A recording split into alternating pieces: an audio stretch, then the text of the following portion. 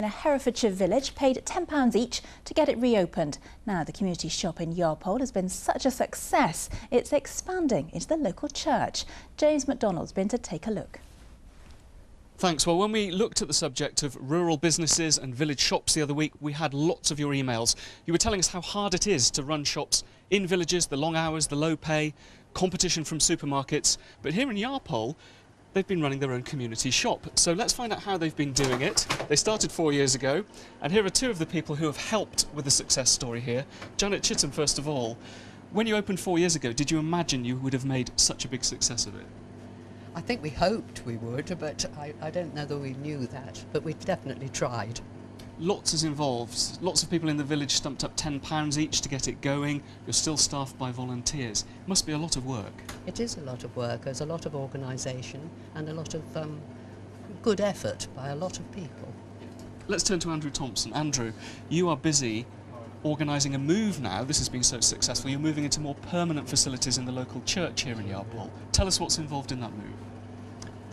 The first thing that was involved was a huge amount of consultation to make sure the whole community were on board and understood what we were doing.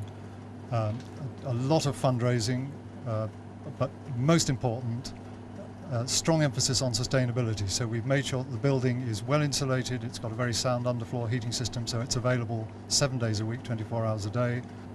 Fantastic. Listen, thank you both very much for having us here this lunchtime. Okay. If you're planning a community shop like this, look on the BBC Shropshire website or BBC Hereford and Worcester website. And if you're looking for funding for a project like this, there is a lottery project on at the moment. It's called Village SOS, and you can find details on the website bbc.co.uk/villagesos. A great idea. Thanks, James. It doesn't look much, but when you face an 8-mile round trip for a loaf of bread, this hut's a lifeline. Yarpole Community Shop, opened in 2005 on a shoestring budget and staffed for free by volunteers. After 4 years, it's surviving and thriving. Were you heartened when so many people came forward initially and so many people still volunteer and help? Indeed we are.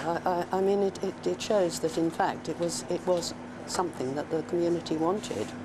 And hopefully the fact that they have continued to support us suggests that we've done what they wanted and are keeping them happy.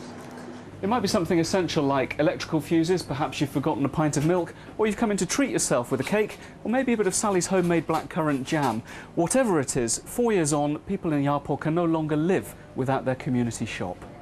And because overheads are so low, many of the prices here are lower than bigger supermarkets. In fact, things are going so well, they're expanding into new premises in part of the village church.